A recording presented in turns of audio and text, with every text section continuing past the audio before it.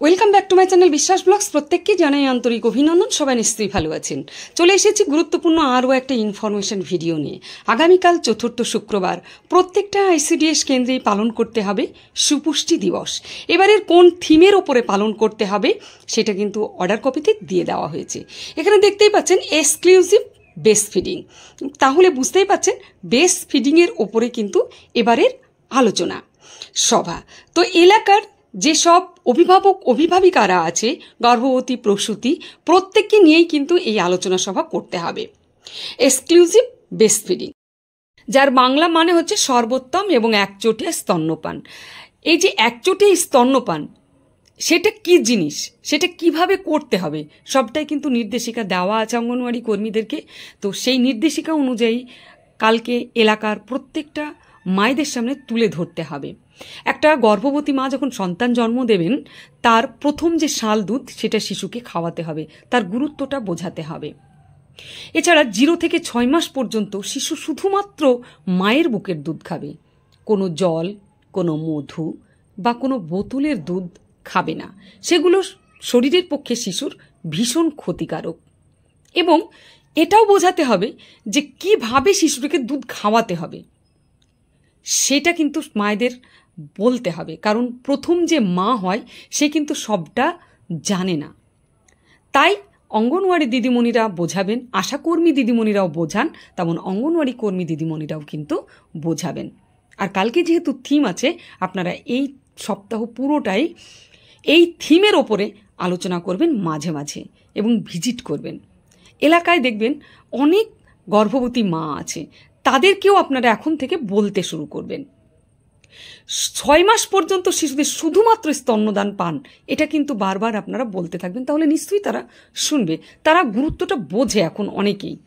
তো যাই হোক, যেহেতু আমাদের থিম আছে, তো সেই থিমের ওপরেই আমরা আলোচনা করব। আমরা বারকাহন বা ইঞ্জেকশনের কার্ড, মানে ইমিউনাইজেশন যে কার্ড, সেখানেও কিন্তু এই বেস্ট ফিডিংয়ের ওপরে সুন্দরভাবে দেওয়া আছে, আপনারা দেখে নেবেন। কারণ ভিডিওটা প্রচুর লেন্দি হয়ে যাবে, পুরোটা পড়া সম্ভব নয়। আপনারা এই বেস্ট ফিডিংয়ের বিষয়ে হয়তো অনেকেই জানেন, অনেকেই জানবেন, তো সেটা নিয়েই আপনারা মুভ করবেন। না হলে আপনারা ইঞ্জেকশনের কার্ডটা হাতে নেবেন, যার বারকাহন আছে সে বারকাহন হাতে নেবেন, নিয়ে আপনারা কালকে আলোচনাটা করবেন। আর যখন মা হয়ে যাবে, গর্ভবতী মা থেকে প্রসূতি মা হবে, তখন অবশ্যই আপনারা মায়েদেরকে বলবেন, ঠিক আছে, এই বেস্ট ফিডিং সম্পর্কে। আর আমার ভিডিও দেওয়া আছে, আপনারা দেখে নেবেন। এবারে আমরা এই যে থিম পালন করব, সেই থিম পালন করার পরে সব থেকে গুরুত্বপূর্ণ যে কাজ আমরা যে পালন করেছি সেটা কিন্তু বোঝাতে হবে। কিভাবে? পোষণ অ্যাপের মাধ্যমে।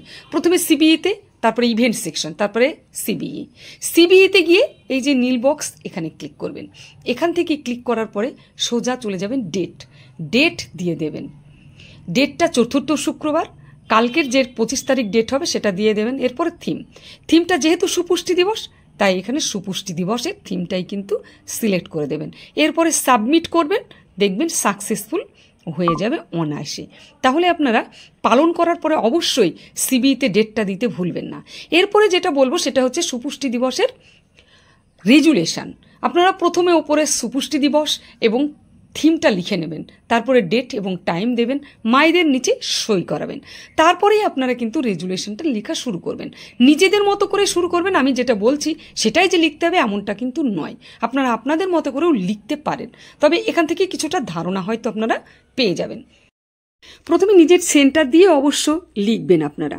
আজ ফকিরাবাদ 68 নম্বর কেন্দ্রে থিমভিত্তিক সুপুষ্টি দিবস পালনের আয়োজন করেছি। আজকের থিম বেস্ট ফিডিং। উপস্থিত সকল অভিভাবক অভিভাবিকাদের আন্তরিক অভিনন্দন জানিয়ে সবার কাজ শুরু করলাম। প্রথমে জুন মাসের থিম সম্পর্কে আলোচনা করলাম, এরপরে আজকের থিম নিয়ে আলোচনা সভা শুরু করলাম। 0 থেকে 6 মাসের সকল বাচ্চাকে শুধুমাত্র মায়ের বুকের দুধ খাওয়াতে হবে। জন্মের পরে শিশুকে কোলোস্ট্রাম যুক্ত দুধ খাওয়াতে হবে। কোনো প্রকার মধু, জল বা বোতলে দুধ খাওয়ানো যাবে না। শিশুর সুস্বাস্থ্য ভালো রাখার জন্য মায়ের বুকের দুধের বিকল্প নেই। শিশুকে বুকের দুধ খাওয়ানোর সময় মা হাত ও বেস্ট পরিষ্কার করে রাখবেন। শিশুর বেস্ট ফিডিং করানোর সময় মুখ ও শরীর কোলের মধ্যে সঠিকভাবে রাখতে হবে, মুখটা বেস্টের সঙ্গে ঠিক করে রাখতে হবে। বেস্ট ফিডিংয়ের সাথে সাথে শিশুর টিকাকরণ সঠিক সময় মতো করে নিতে হবে। এবং শিশু যদি অসুস্থ হয় তাহলেও শিশুকে বুকের দুধ বন্ধ করা যাবে না খাওয়ানো। গুরুতর অসুস্থ হলে শিশুকে অতি তাড়াতাড়ি স্বাস্থ্যকেন্দ্রে নিয়ে যেতে হবে। আজকের আলোচনা সভা এখানে শেষ করব।